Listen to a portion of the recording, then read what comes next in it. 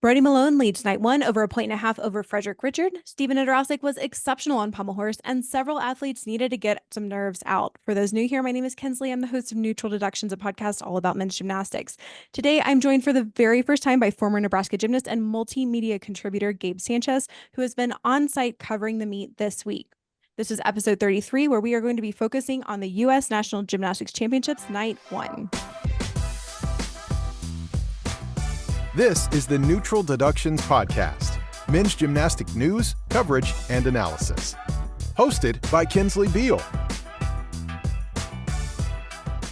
So Gabe, you're on site. Tell me a little bit about the behind the scenes. So we have 10 former national champions there. Tell me what podium training was like. Were there any incidents or accidents that happened? Hi, Kensley. Yeah, it's great to be joining you today. So I was on site at the Dickies Arena in Fort Worth. I also was there the day before during podium training. I was on the floor taking photos, and all of a sudden, we heard some commotion coming from across the gym. It looked like something was happening on high bar. Go over to high bar, and you see all the coaches standing around. And it turns out Stanford gymnast Court Walker had cracked the high bar. Now, this isn't the first time a Stanford gymnast has cracked the high bar. His teammate, Ian Gunther, posted a TikTok of a similar thing happening. Have you seen that TikTok? Yeah, I have. And actually, I've met Ian a couple of times. And when I was posting on the Neutral Deductions Instagram page about there being a broken high bar, everyone wrote back and was like, is it Ian? Was it Ian? Was it Ian? And it wasn't Ian, but Ian did go right before Colt did break it. So I think maybe he had something to do with it. Yeah, I'm 100% confident that there is a Stanford gymnast curse on snapping high bars. I know it's super dangerous. It's incredibly scary. So I would have been a lot nervous too. So we were able to see the bar that actually cracked in half. And while the bar is made out of metal, there is a metal cord that is strung between it, and that keeps it from completely falling apart. So while the metal that was around that did crack, and it was a visible large crack, the metal cord that was in it kind of keeps the gymnast safe. And I think this is just an invention over the years that gymnastic equipment manufacturers have made to protect the athletes. Yeah, Ian actually ended up making some rings and jewelry out of that high bar that cracked. And so I was thinking that USA Gymnastics should let him make more rings and jewelry from those high bar pieces and like auction them off for men's gymnastics scholarships. That's a really good idea. I hope they do that. I thought so. So I'm interested with your take about the equipment and maybe if you got to interview some of the athletes, because I noticed that they're competing on Spieth equipment, but I believe they're going to be using Gymnova at the Olympic Games. And so I'm curious, did any of them say anything in the interviews about transitioning, if it was hard or easy for them from different types of equipment? Yeah, so I also thought that this was a really important question. So I asked during media day, I asked Fred, I asked Asher, and I asked Yul, hey, do you have a preference? Spieth, Gymnova, Tyshawn? Like, what do you prefer? All three of them gave the exact same answer, which was it should not matter. They're used to having to quickly adjust to equipment. And I think it's part of their training not to get thrown off by the little differences. So I think a lot of them do feel the differences, but have prepared themselves to not make it affect their gymnastics. That's so interesting. I wonder if people from other countries would feel similarly, because I think in the US, athletes are incredibly privileged. Like they have their home equipment and then they often will get to train on different equipment. Like at the US OPC, they do have Gymnova equipment, so they do get a chance to touch it. But when you think about athletes who are coming from countries that are much poorer than the US and maybe they don't have great equipment that is, put together and that's has holes in it and things like that, that I would think it would be more of a disadvantage to not have been on that equipment before. 100%. It's definitely something that the resources that the USA gym guys have that other countries don't. And I think we see this a lot in international competitions where you'll have some gymnasts from developed programs and they'll miss routines, but it's not in the way you think. They'll sometimes over-rotate something because they're not used to the amount of give or bounce an apparatus will give. And they're just used to having to train on something that's hard and worn down and having to put more effort than what they need on newer equipment. Yeah, for sure. Well, the equipment breaking was not the only mishap that happened at this competition. There were a ton of people who were delayed getting into the competition due to weather issues. And I saw on Instagram that Patty Hoop's dad was stuck on a plane on the tarmac for several hours. I also saw on Twitter from Steven Nedoroscik's girlfriend posting that Alex Dia parents like ran into the meet 2 minutes before it either started or before he competed because their plane had been delayed due to the weather. So it just seems like all around there were just a couple of like little behind the scenes issues that were floating on. But aside For from sure. that, And I can tell you from the media stands that there were photographers and journalists from national publications that were coming in during the men's section because of delayed planes. So that was something experienced by lots of people. well, aside from the mishaps, can you tell me a little bit about the atmosphere in the arena? Was it full? Was it rowdy? Was it a little quiet and disappointing? Can you tell me what you experienced? So being first day at nationals, there wasn't a huge crowd, but the crowd built an enthusiasm as the meet went on. Yeah, that's really good to hear because in watching it from the broadcast, it did seem a little bit thin and a little bit quiet, and you couldn't really hear the cheers very much. And I wasn't sure if that was just because we were listening through camera microphones or because it was actually pretty quiet in the arena as well. So this kind of is sad to hear. But I think as some of the top gymnasts fell, they kind of got a little bit of sympathy from the audience. And that made them kind of more pulled into their next performance. So really towards the fifth and sixth rotation, after some guys already felt, I think the crowd and audience felt more of an emotional connection. And by the time the final routine went, the crowd was cheering very loudly. Oh, that's so good to hear. Well, speaking of routines and athletes worth cheering for, I think we would be remiss if we didn't start this episode with Brody Malone, who had a horrific injury last year at the 2023 Stuttgart DTB Cup. And honestly, some of the national team members were unsure if he would walk normally again. And the fact that he came back ready to do the all around ahead of schedule and not only was competing all around, but came out over a point and a half ahead of the next best gymnast, Frederick Richard. I mean, like my mind is blown. I cannot believe how consistent and how good he looks in his first competition back in like a year and a half in the all around. Yeah, no, excellent achievement from Brody. Like the results speak for themselves. He came out there, delivered a 6 for 6 performance with this giant fat brace on his leg. What routine of his did you find the most impressive? Honestly, his floor routine, the first routine up, because in the warm up, it seemed like maybe he had stung a part of his body and he didn't seem like super comfortable. And so I was a little bit worried about him taking those hard landings over and over and over again. But he looked great, even though it was one of his lower scores of the night. That to me was the most impressive. I mean, of course, his high bar, like the 670 score, the 14.9, like, of course, that is so impressive to everyone else. But I think knowing his backstory, I never thought he would compete floor again. And to watch him do that, it was just so powerful. Were they focusing on him in the broadcast? Oh yeah, they spent so much time talking about Brody. It was definitely a Brody show and and well deservedly, right? Like he is an exceptional athlete who did very well and has a very compelling story. And what I like so much about Brody is he goes out and says, I want to win. And for so long, we've heard athletes just be like, I want to hit 6 for 6, which is a fine goal. But there's something just so intense about an athlete saying, I want to win. I want to be on top. Like, that's where I want to be. It's funny that you said that the broadcast focused on him because he wasn't leading until after the third rotation. There was a long time that different athletes were leading the competition. So it wasn't a given that he would come out and give this dominating performance, but in the end he did. I think that the broadcast did a really good job of setting up the story of how you had to wait till people got to their best events and how you had to wait till people got through vault, right?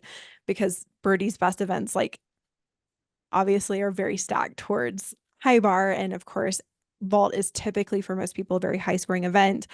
So you understood, even if I hadn't known that as someone who follows gymnastics heavily, like they set they set the story up pretty well. That's Now, good to know. overall, aside from Brody did great on all the events. I wouldn't say that was the case for all of the athletes tonight. I would say maybe stamina was an issue overall. And I don't think this is super surprising, right? The athletes aren't wanting to peak right now. They want to peak at the Olympic Games. And so they have this big ramp up. Many of them came from NCAAs and now they have to be here at nationals, which is 50% of the trial, and then Olympic trials, which is the other 50%. And then they actually have to perform well at the Olympic Games. And so one of those athletes, I would say, was Yul Moldauer. So he came out with this banger of a pommel or parallel bar routine, a 15-4, huge routine, stuck dismount. Like that is just like everything that Yule is about is he sticks the dismount. It's uncanny how well he can find the dismount most of the time. But then as he sort of went through the meet, something happened with his hip. And I saw on Twitter, on X, that he wrote, I landed on my hip weird, which just made it hard to lift my leg. Nothing serious. It's just a week it's just a tweak I had to deal with all night, but it definitely affected some of my events. I talked to Yul after the competition and I said, wow, you upgraded your dismount. How did it feel? And he said it hurt. He landed on his hip odd and it was hurting him for the rest of the meet. I asked him in that moment after the meet was done, are you in pain? Do you feel it right now? And he said yes. So it definitely was something that affected him, and he is going to have to do some PT tomorrow to get ready for the meet on Saturday. And the dismount that you're talking about, are you talking about the Fedorchenko on high bar? Yes. Just wanted to clarify. So aside from the struggles that he had from landing weird, were there any other athletes that you saw that maybe didn't perform up to the caliber that you were expecting? So I think, unfortunately, Frederick Richards did not start off very well. He struggled immediately on his first event on pommel horse. So he was in this big hole for the rest of the meet. Were you able to see that routine on the broadcast? Yeah, I did see that routine, and it reminded me a lot of his routine at the World Championships in the team final. Just seemed to like maybe not get credit for a skill or just get heavily deducted and end up with a score in the 12s. And that's such a rough place to start, and is to start in that hole on an event that you're known for being fairly good at. But I think the really crucial thing for Frederick was, yes, he had this not ideal moment, but he hit over 15 on every other event that he competed and ended up finishing the day in second.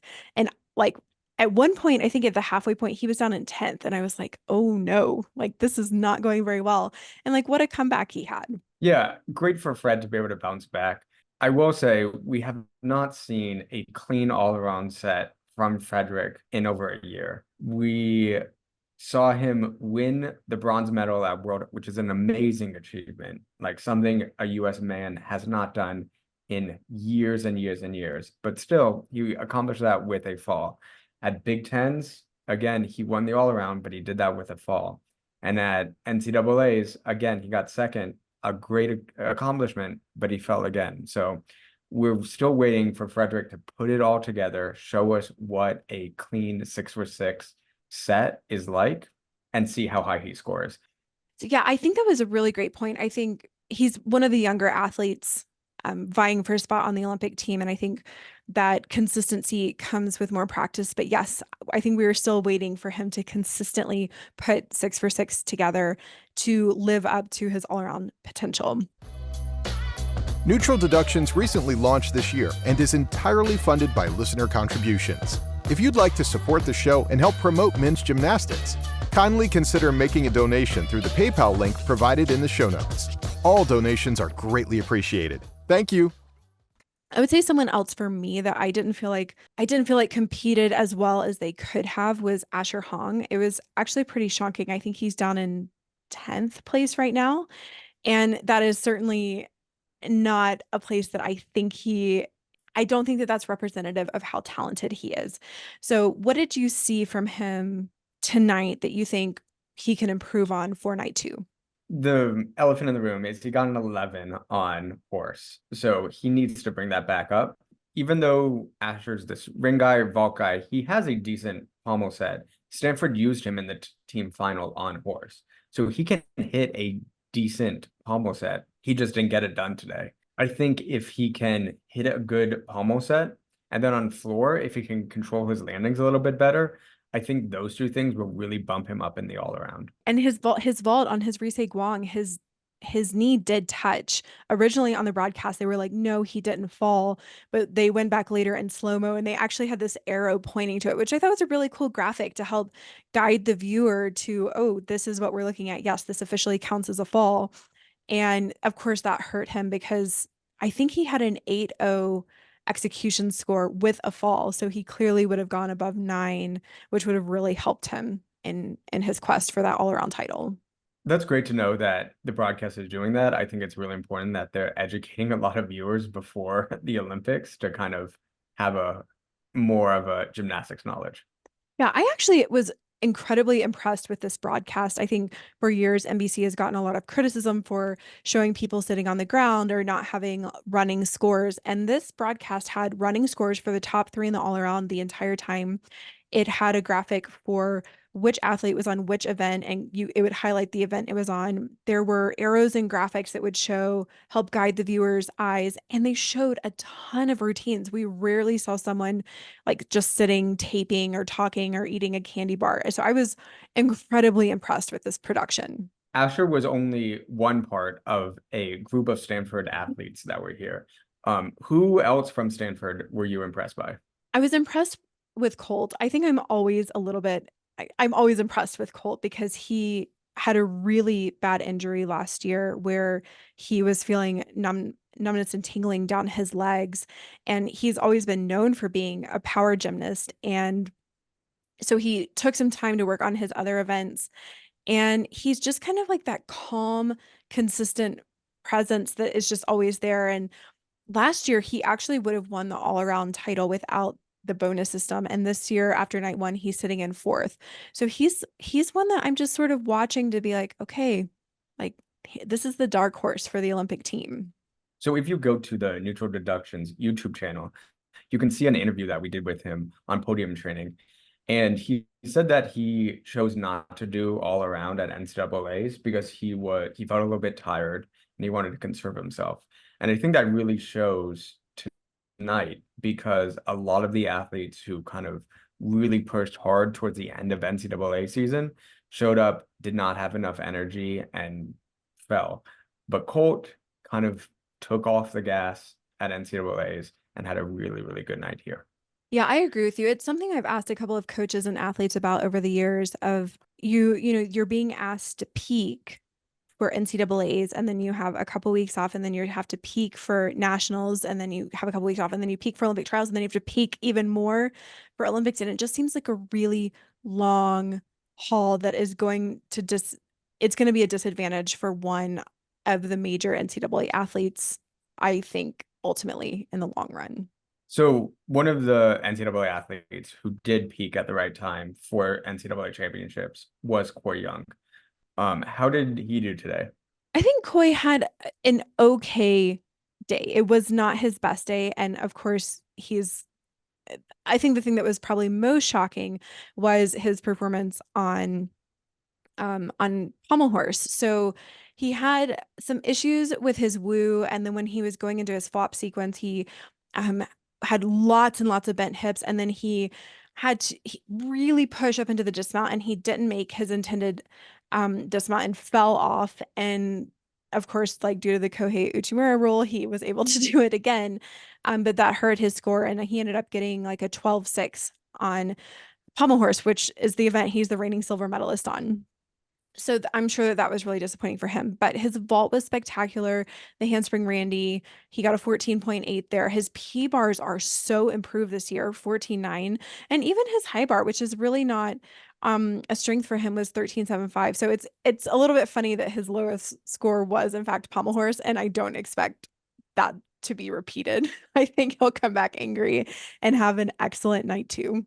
Yeah, Corey was great. He is consistent. He is just one of those athletes that comes in with a little bit less difficulty.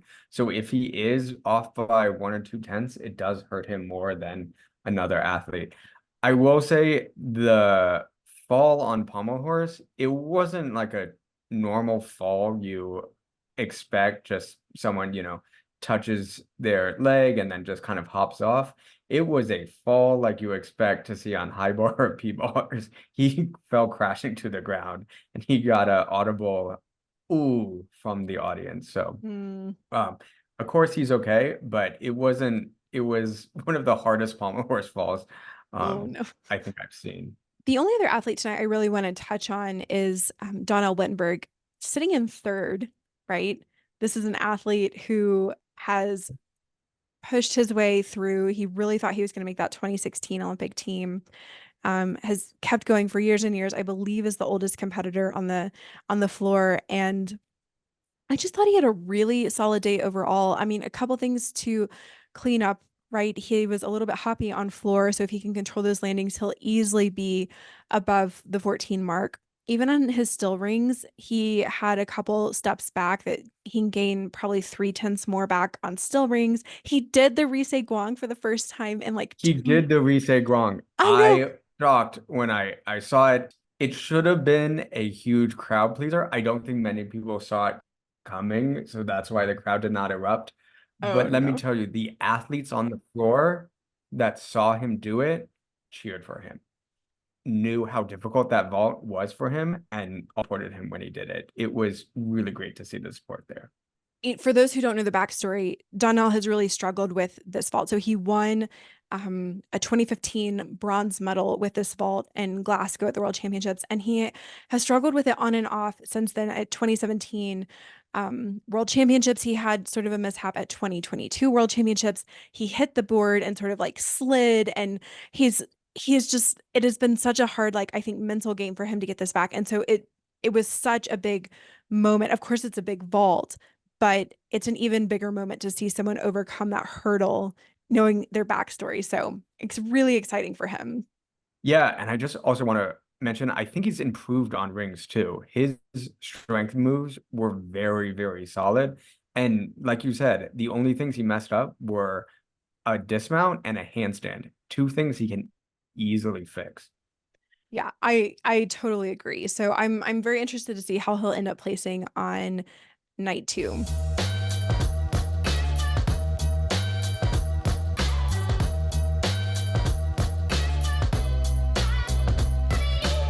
Neutral Deductions is your exclusive gymnastics news platform focused entirely on men's gymnastics. To show your support, please subscribe to Neutral Deductions' YouTube channel and follow us on Instagram. So the competition ends. You end up going to athlete interviews. Tell me, did anything stand out to you in those interviews? Brody was very calm, collected, and kind of knew that he did a performance that deserved to be in the top position.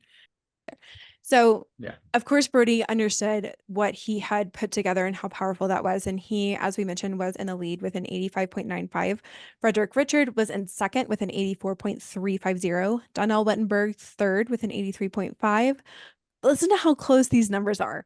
Colt Walker also with an 83.5. So Colt currently has lost the tiebreak on execution.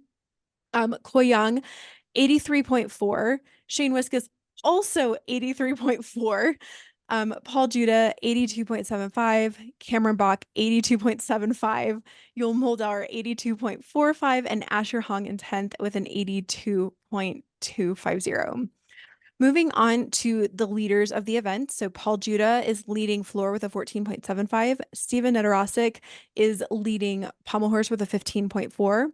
Alex Diab was leading still rings with a 14.8.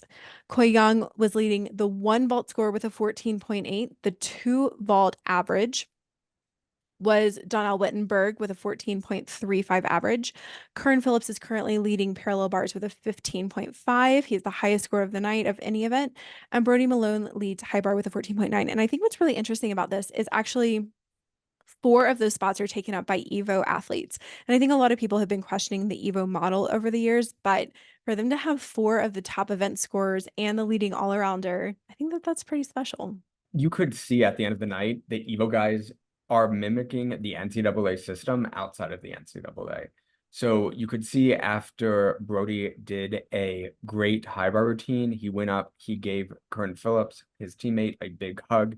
It seems like they really developed a good sports system and a good method for training athletes after college. So, Olympic predictions and implications. So, interestingly, if we look at the all around spot, so there is a way to automatically qualify on to the Olympic team. You have to be first in the all around and top three on three events.